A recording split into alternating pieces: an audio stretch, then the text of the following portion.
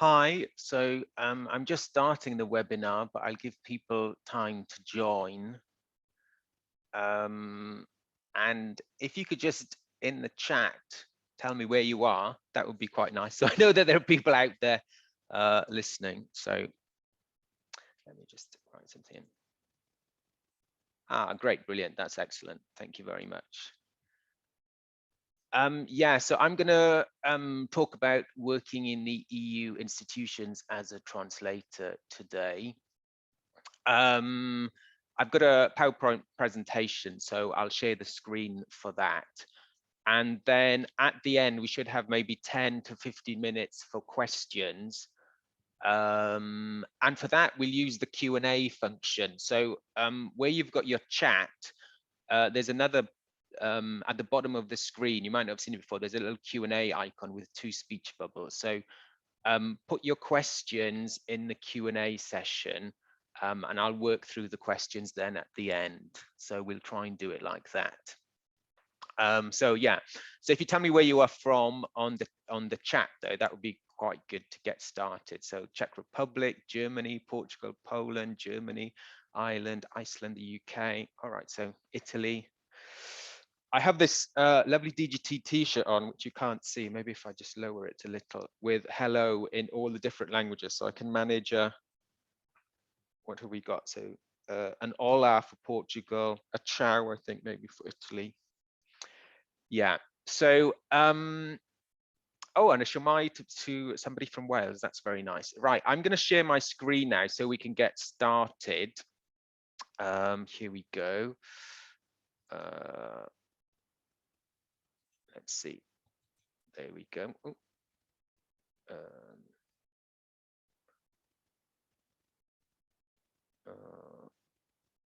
1 minute. Let's start again for that.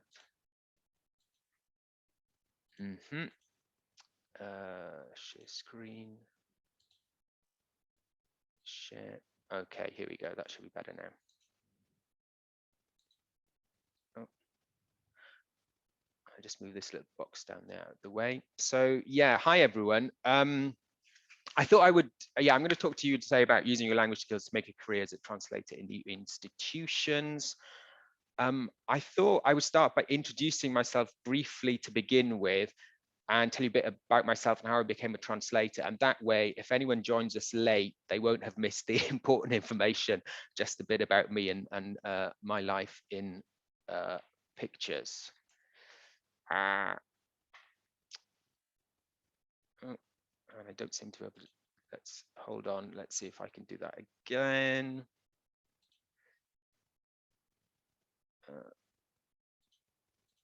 Share screen.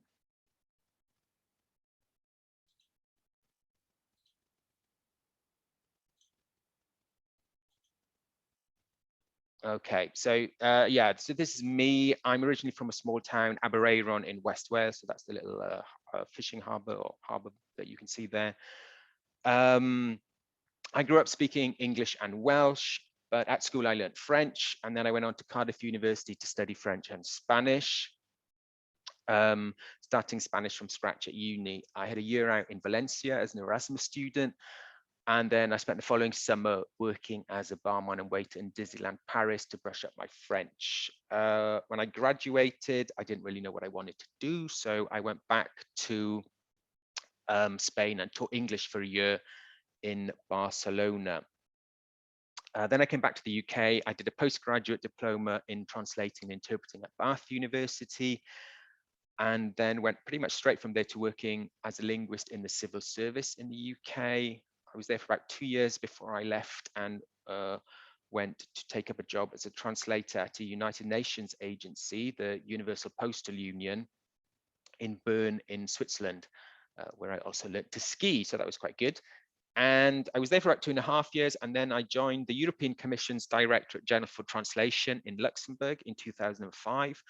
And I've been working for the DGT ever since. I had 3 years working for the DGT in the Commission's office in London, where I was doing outreach work. So I was going into schools and talking to lots of Year 9 pupils to try and convince them to do languages at GCSE. Speaking about the importance of learning languages, I went to lots of universities to talk about careers in translating, interpreting, and I worked with the professional associations in the UK for linguists, so the Institute of Translating and Interpreting and the Chartered Institute of Linguists, so doing training events and that kind of thing. So I came back to Luxembourg in 2014. And then in September of this year, I transferred to Brussels. So I'm still working in the English department, just in a different unit.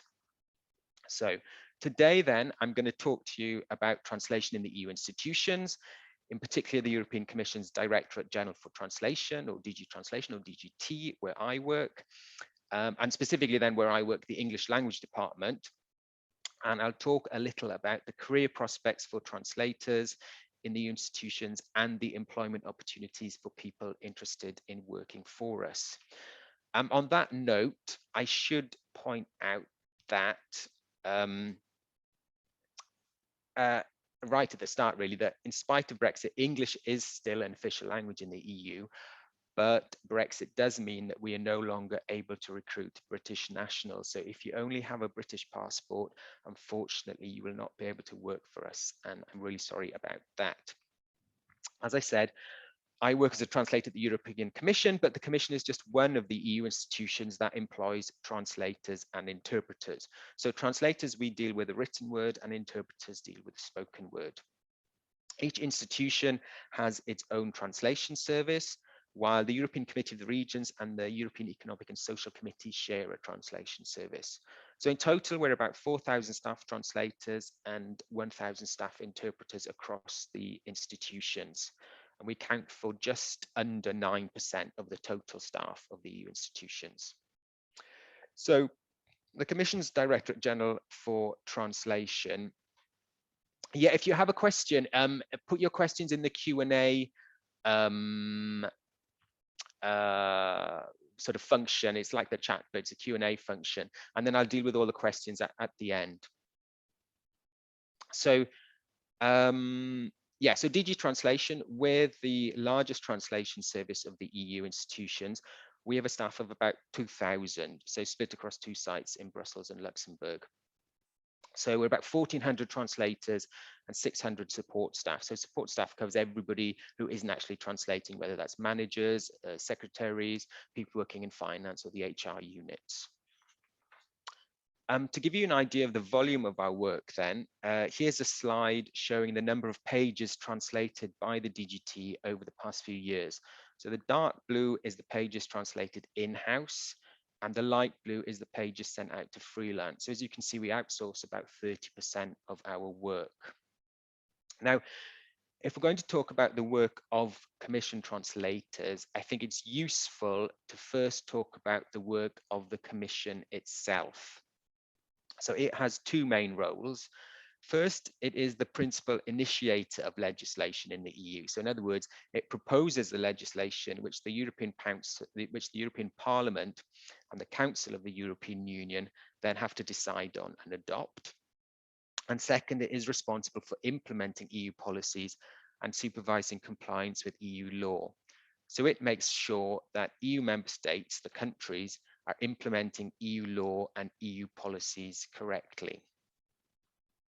So this helps explain the legal basis of our translation work. So one of the first pieces of European legislation, Council Regulation 158, lays down that all EU legislation put forward by the Commission, so the directives and regulations,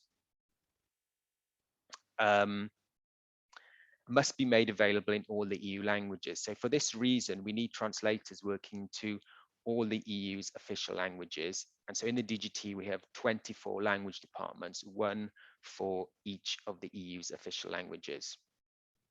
So now, if we look at the language of the documents that they are translating from, we can see that the vast majority of documents are originally written in English. So for the most part, commission translators in the French, Polish, or Italian departments are translating from English into their languages, as most commission legislation and most commission documents are drafted in English nowadays. So the Commission's translators are ensuring that people throughout Europe can understand the laws that affect their daily lives.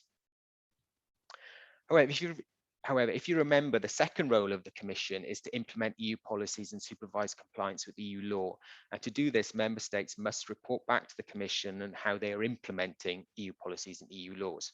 So if we look again at the legal basis, then you'll see that Council Regulation 158 also lays down that the member states are entitled to communicate with the Commission in any of the official languages, which in practice means that the Lithuanian government communicates with the Commission in Lithuanian, the Portuguese authorities in Portuguese, the Danes in Danish, and so on and so forth. So this means that there is a lot of work that has to be translated so that the Commission officials dealing with those documents from the member states in the languages of the member states can understand them. And generally, these documents are translated only into English, as it's the common language for most EU officials.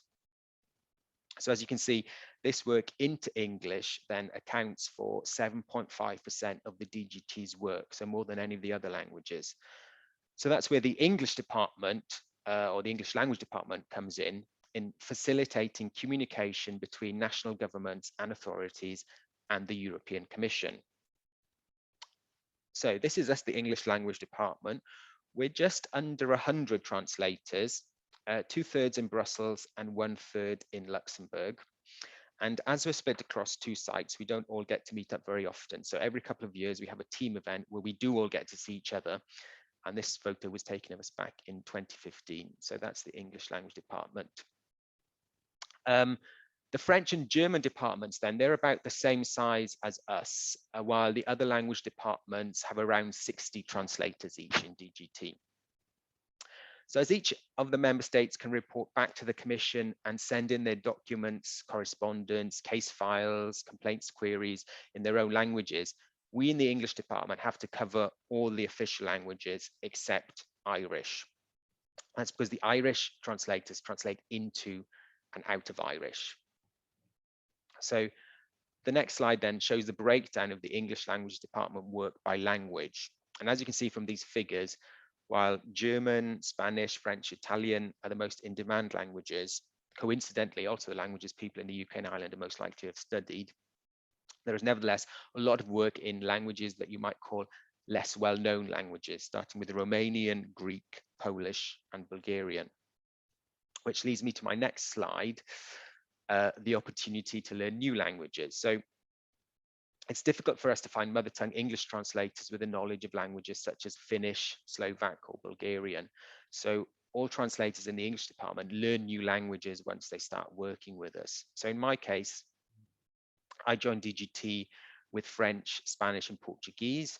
But shortly after starting work in Luxembourg, I began learning Polish. So I had 4 hours a week of language classes during work time.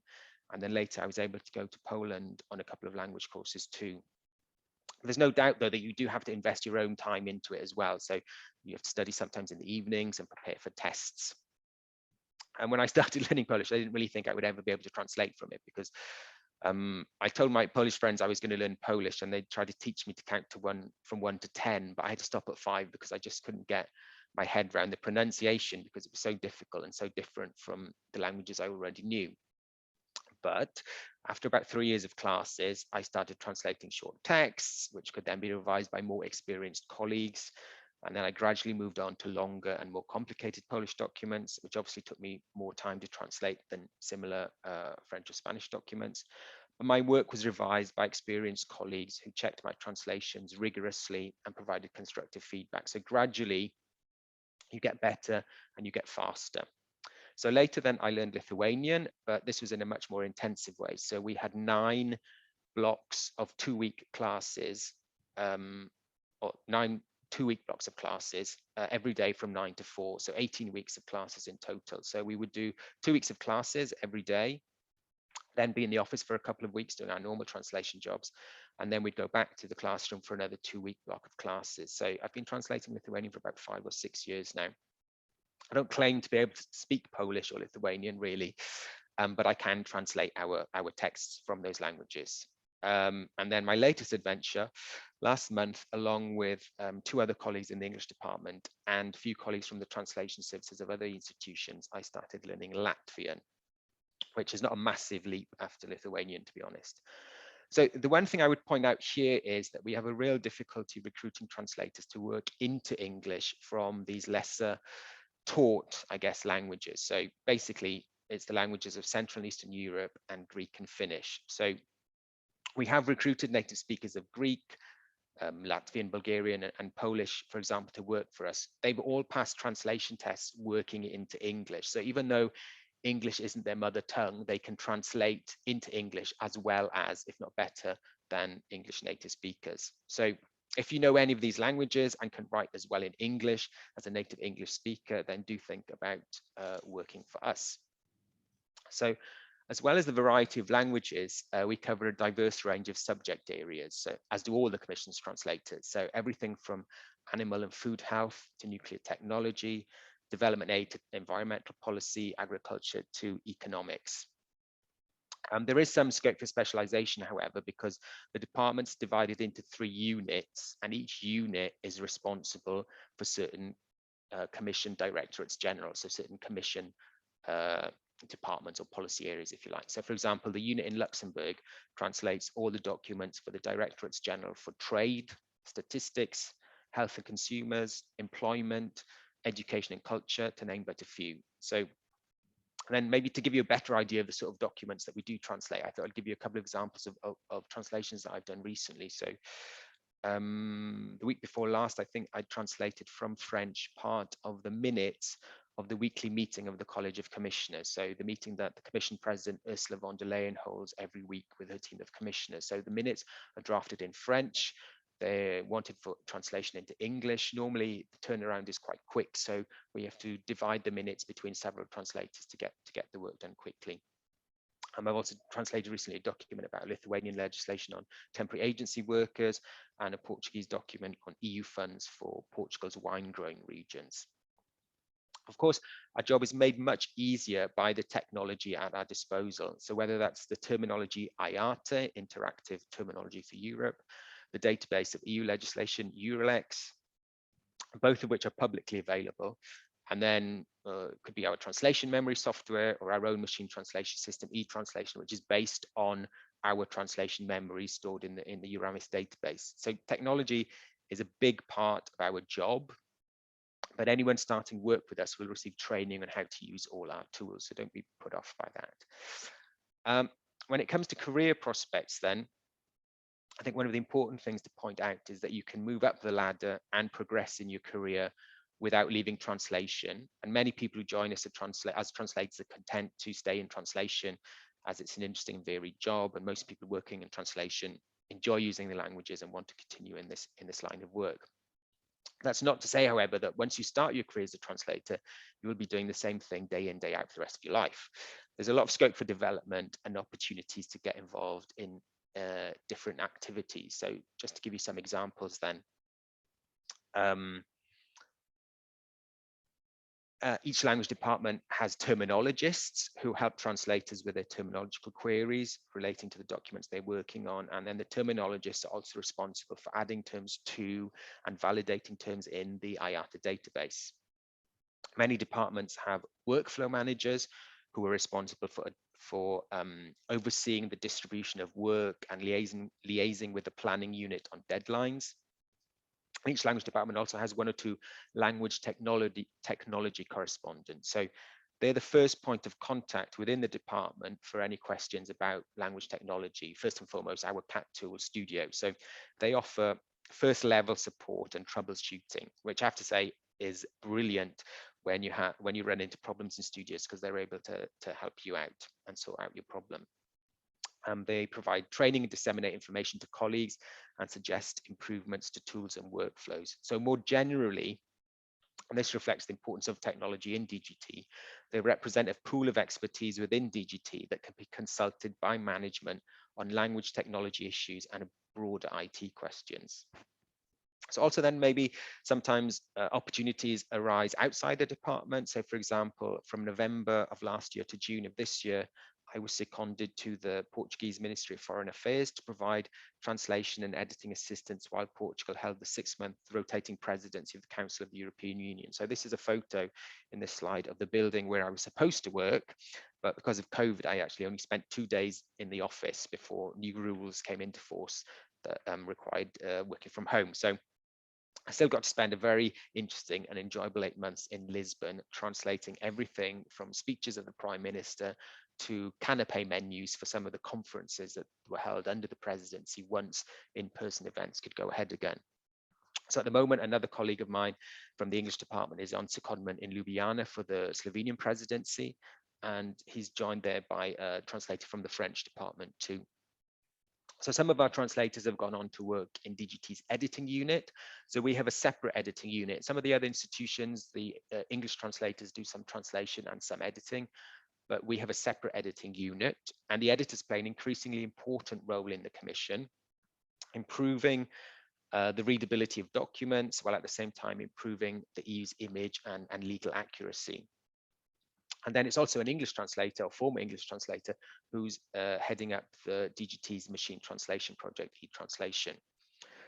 Some of our translators have also gone on to work elsewhere in the Commission, whether that's in internal or external communication, where being an English native speaker can open doors, or even in policy areas. So another colleague who moved from translation and then into editing is now moving to work in the Commission Secretariat General on the Conference on the Future of Europe, so taking forward the results from the plenary sessions and public input. So once you join the translation service, you know, there's scope then to do other things if you decide that you want a bit of variety or you'd like to try something different. How do you go about working for the EU then? Well, nowadays, DGT recruits translators mainly as temporary or contract staff through dedicated selection procedures. We also work with freelance translators, or what we call external contractors, and we offer traineeships. So I'll talk about each of these categories in turn. So this is what we can offer you. From my own perspective then, I really enjoy my job, and the line varied and challenging work with scope to shape your own career in the Commission certainly rings true with me. I love using my languages on a daily basis.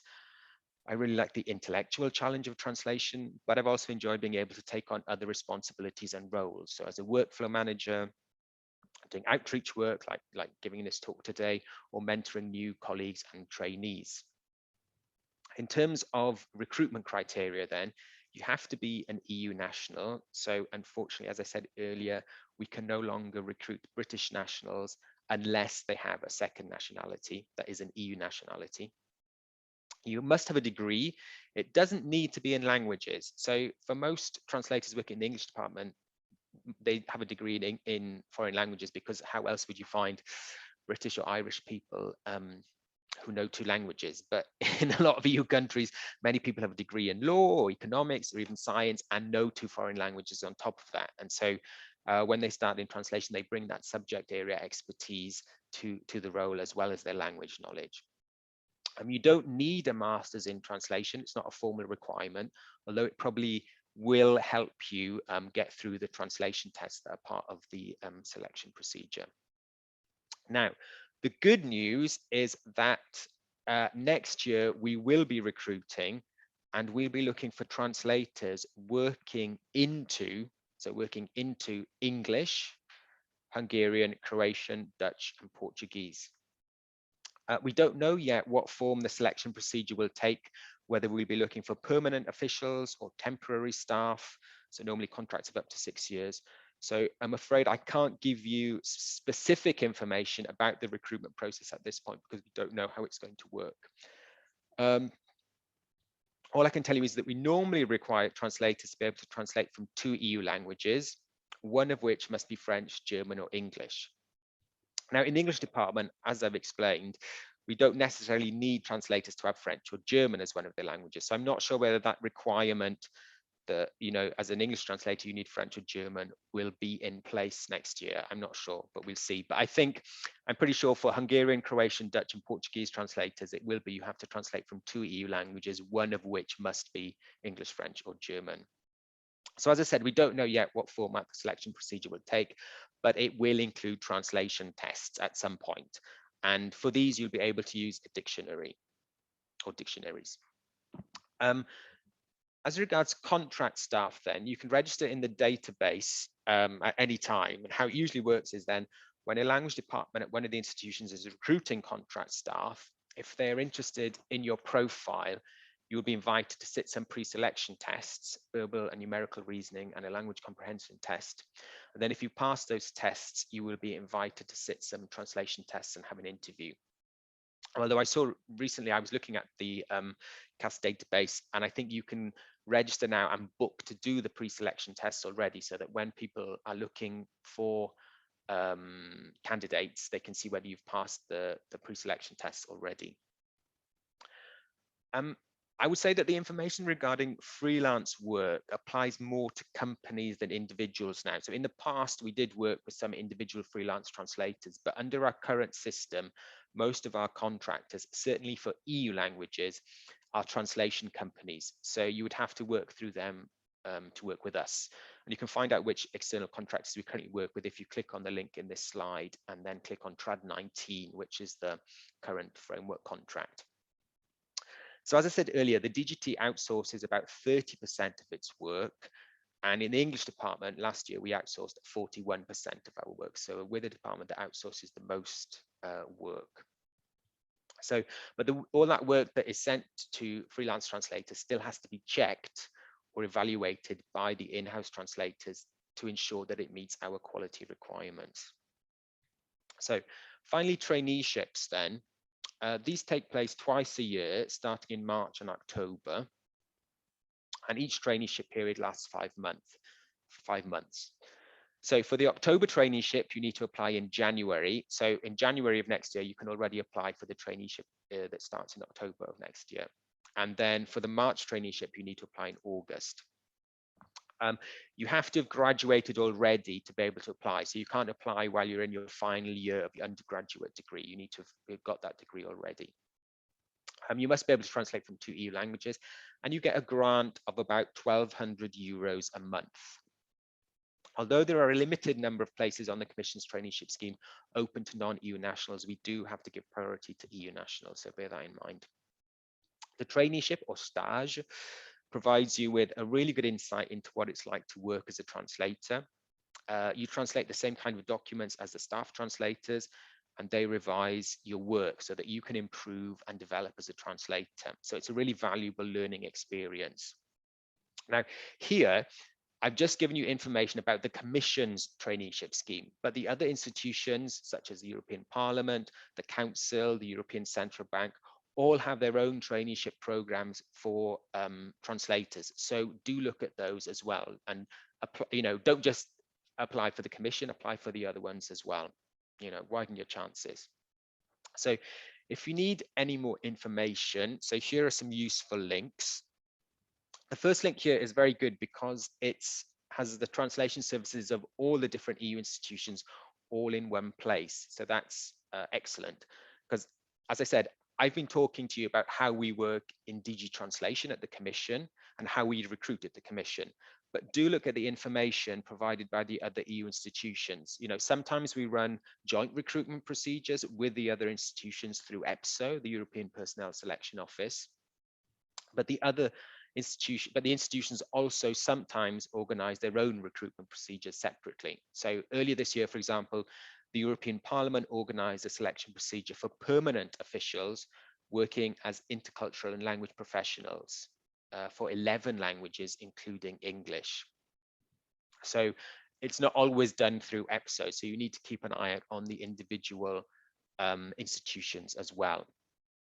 So here you've also got all the DGT social media accounts, including my Twitter handle. So if I hear about job opportunities, I always post them on Twitter. And then if you go to the DGT's YouTube channel, there's lots of videos there about working as a translator, about some of the events that we've held. And also there's a very good video that we made in the English department back in 2011, I think, called Translating for Europe into English. So it's a short video about what it's like to work as an English translator in DGT. So I recommend that. Now, I thought I'd end with this slide about the cost of translation. just a bit of food for thought at the end. Translation in the institutions, as you've seen, is a big operation, but in ensuring multilingualism, I think it provides value for money. So the total cost of multilingualism in the institutions represents less than 1% of the annual EU budget. So just something to bear in mind. Right, that's the end of my presentation. You've also got my email address there as well. So if I don't, or if I'm unable to answer your questions in the Q&A session now, you can always contact me directly. So yeah, we've also got that right now. I'll unshare my screen, and then I'll try and start going through the Q and the questions in the Q&A.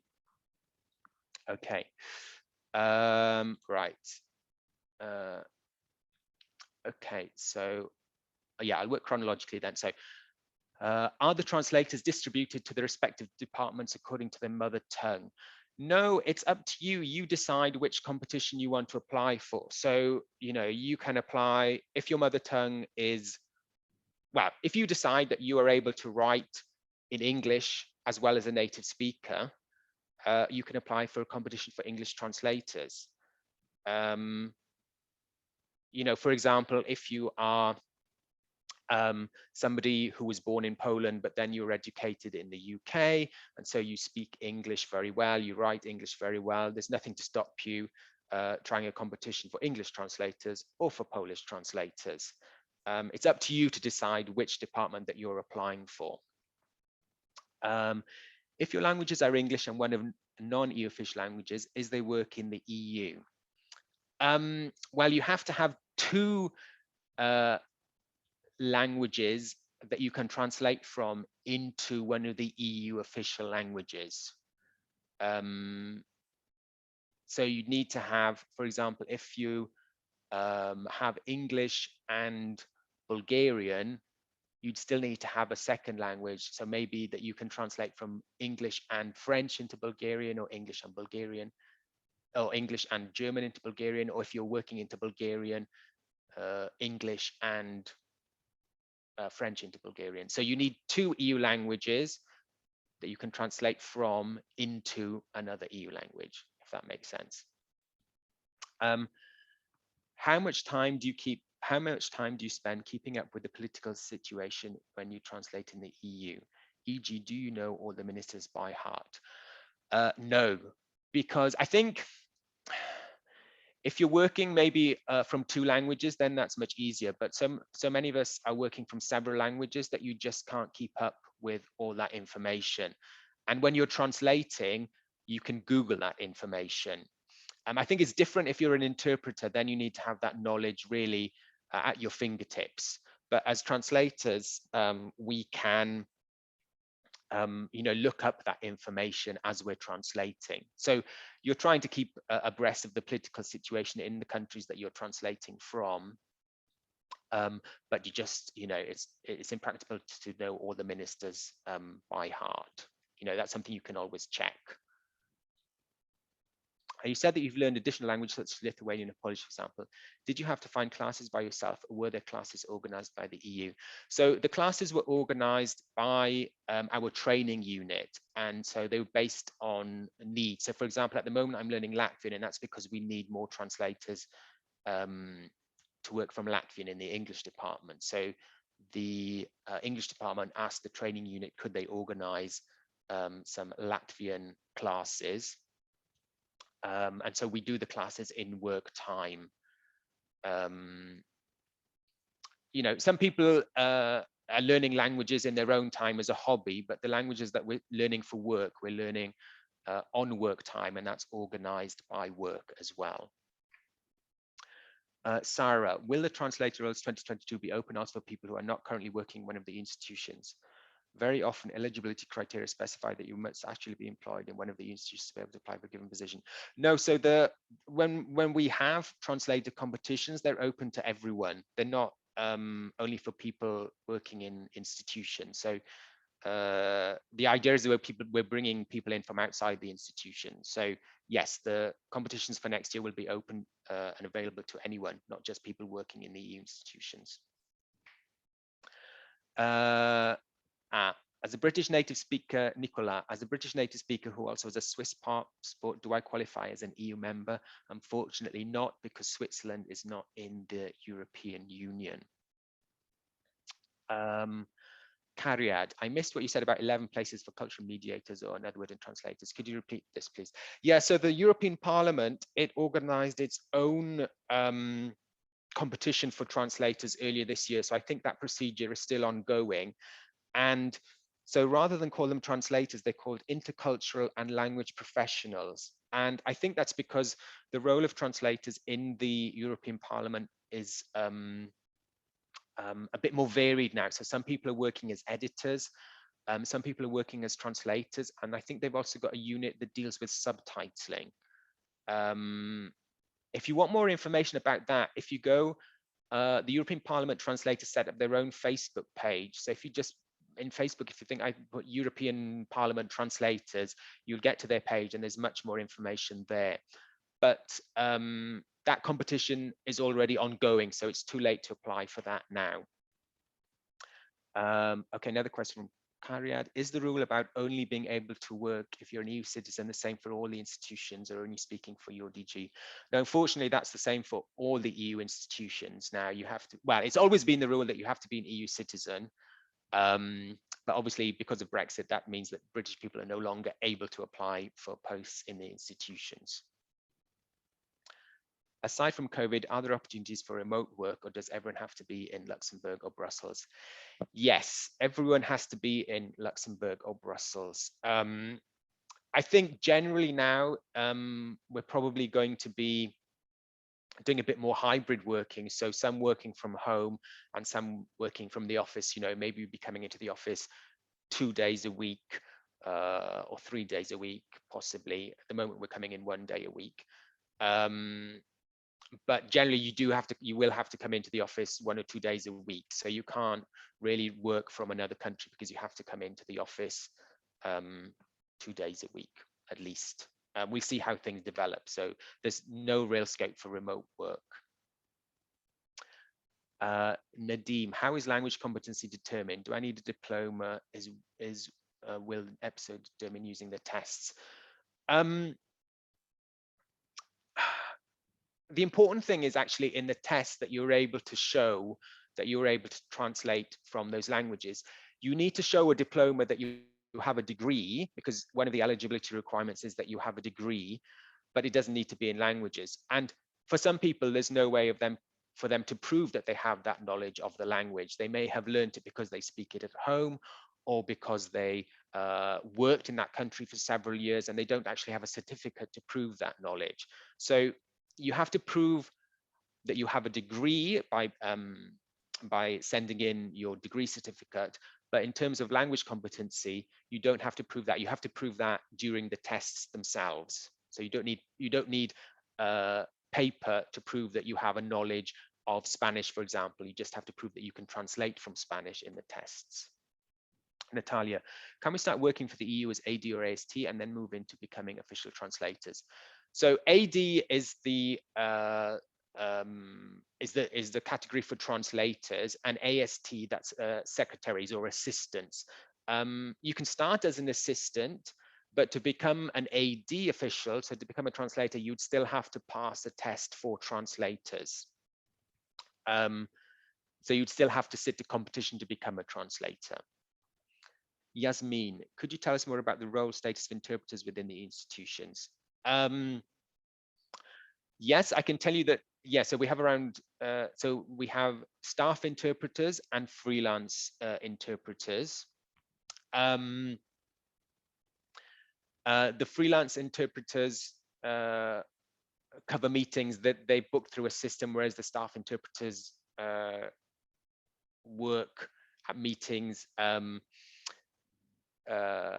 You know, they're guaranteed work, whereas freelance interpreters aren't necessarily guaranteed work. But for interpreters, I would say there's several sessions today or over the weekend by the Commission's Interpreters Service. So I would go along to one of those sessions, because they can tell you much more information than me about working as an interpreter.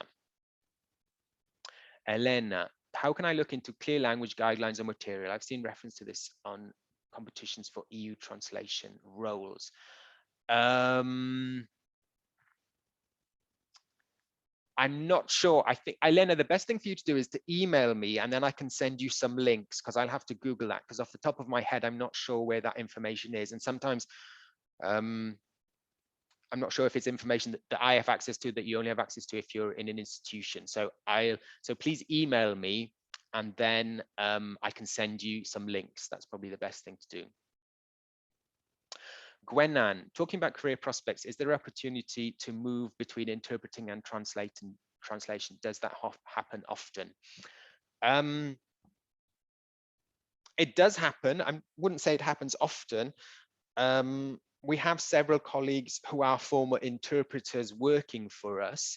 So I think it's more likely that it's interpreters moving into translation rather than translators moving into interpreters. We have one colleague recently who'd previously worked as an interpreter, then came to work as a translator with us, and then moved back into interpreting. So it does happen, but not all that often, I would say. Lisa, are there other big languages that will become important for translators in the EU? I heard Hindi would gain importance, and Chinese is already a big factor in economics. Well, I think we'll always be focusing on EU languages, but on that note, I would say that we have one Chinese translator working for us, and she works from Chinese into English and English into Chinese. And we have a couple of other English translators who also translate from Chinese alongside the translations they do from other EU languages. So I think the work into and out of non-EU languages is less than it's probably about 1% of the total of DGT's work. But certainly in the English department, Chinese is the most important one, where we do have one Chinese translator. Then we do have some work occasionally from Russian, from Turkish, from Arabic, but not enough that we need to recruit anybody with those languages. We have some translators who have those languages anyway. And then we tend to outsource the work in non-EU languages. So I hope that answers your question. So does that mean you need minimum 3 European languages? Well, you need to be able to translate from 2 EU languages into a 3rd EU language. But the language that you're translating into is normally your main language, so it's not something that you've necessarily learned because you speak it anyway, if that's clear. Oscar, what is the exact procedure to become a translator? As I said, we have a selection procedure, and that involves various tests. But since I don't know yet what format the procedure for next year will take, I can't really tell you what that procedure is. But often there are some pre-selection tests which involve verbal numerical reasoning. But that's not necessarily going to be the case next year. So simply, I don't know what the format will be next year, but there will be translation tests as part of it. That's probably all I can tell you for now. What is the annual leave entitlement? What about accommodation costs? Does the employer help with those at all? The annual leave entitlement, off the top of my head, I'm not sure. It's probably around somewhere between 25 to 35 days plus public holidays. Accommodation costs, no, that just comes out of your salary. But as you saw, the salary for translators, both as permanent and temporary officials and as contract agents, is pretty good. So yes, so the accommodation costs come out of your salary. Elisa, to work as a freelance translator, I just wondered whether it's still necessary to be an EU citizen. Thank you very much. I'm not sure off the top of my head how that works. So the best thing is to email me, and I can look into that for you, because I think there are rules that you have to be, because it tends to be, the company has to be based in the EU, I think, maybe, but I'm not sure. So please email me and I will check that for you, because I'm not sure off the top of your head. What would you say are important qualities to do your work? Were you an excellent student, or was it something else? Yes, so sorry, my email is at the end of the slides. It's john.evans@ec.europa.eu. I just put that in the chat there.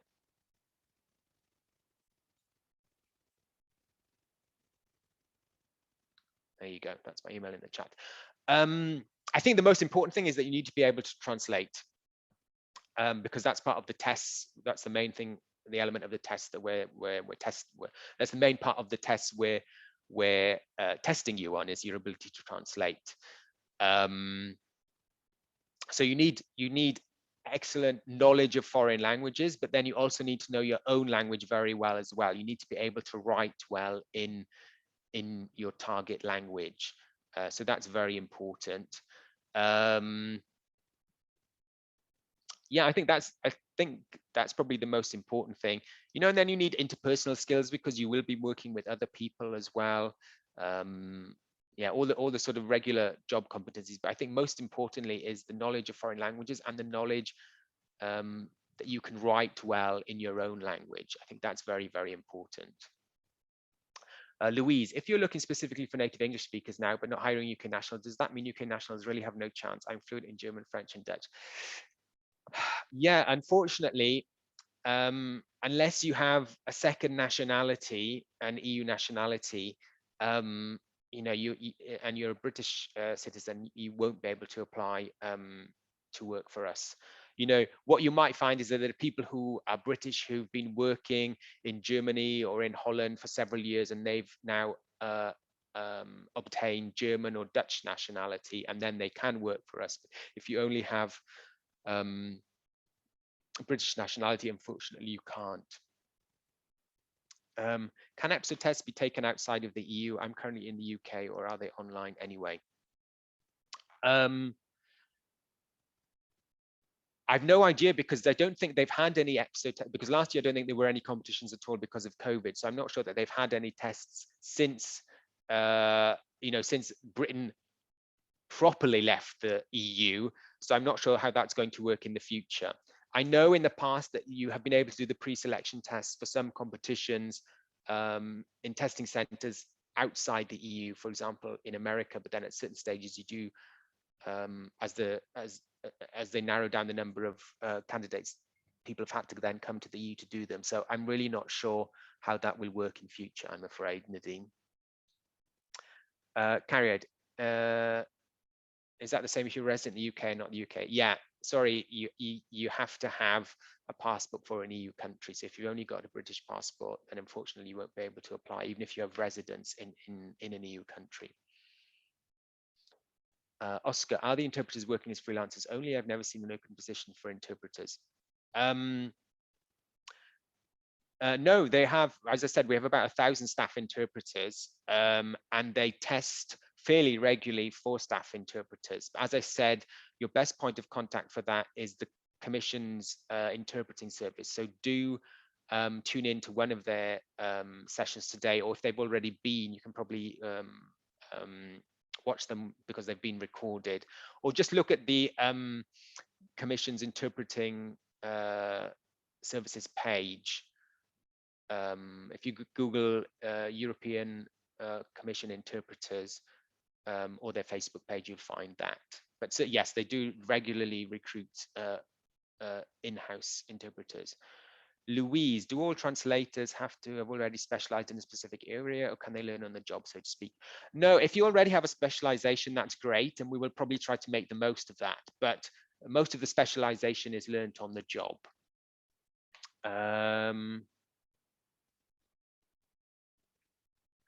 Yes, if you have a freelance company registered in the EU, I think that's how it works now, is that the company has to be registered in the EU. But as I said, I'm not sure. So the best thing is to email me and I can check that for you, because off the top of my head, I can't be sure for certain. Okay. Okay, somebody has a question here in the chat, so I'll just get around to that. Marty. Can you apply to the traineeship in January if you finished your BA but are currently doing your MA? Yes, as long as you finished your undergraduate degree, you can apply already in January for the traineeship that starts in October. So if you're in the process of doing your MA, that's fine. The important thing is that you've already completed your BA. Okay, so I think that's all the questions answered. So yeah. on that note, so I just see one more question from Ophelie. My combination of languages being English, French, and Russian, Russian not being an EU language, would I still be able to work for the EU? Would it be better for me to improve my Spanish as it's an EU language? It depends, Ophelie, if you're working as a translator into English or French. For example, in the English department, if you had French and Russian, the Russian is not so interesting to us, but on the basis of your Russian, you could probably learn Bulgarian quite easily. So that might be something to think about. And if your French is your mother tongue, then also English and Bulgarian would probably be of interest to the French department, I would think.